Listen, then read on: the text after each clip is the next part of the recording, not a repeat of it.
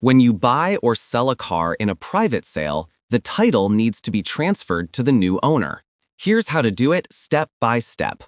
First, gather all the required documents. You'll need the current title, a bill of sale signed by both parties, and an odometer disclosure statement.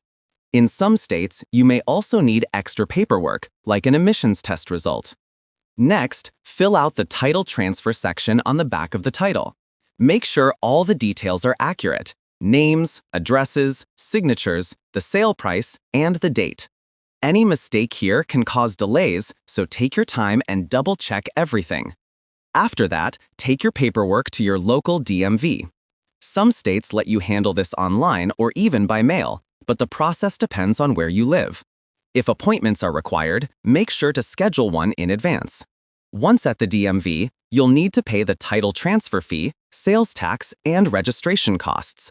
The amounts vary by state, so it's best to confirm ahead of time what the total will be and which forms of payment are accepted. When the DMV processes everything, the buyer will receive a new title in their name. Depending on your state, it may be handed to you in person or mailed later. At that point, ownership is officially transferred. Since each state has slightly different rules, always check your state's DMV website before you begin. Look for a .gov site, search for Vehicle Title Transfer, and you'll find checklists, forms, and fee information.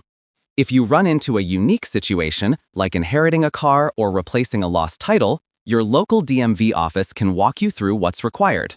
And that's the full process for transferring a vehicle title in a private sale.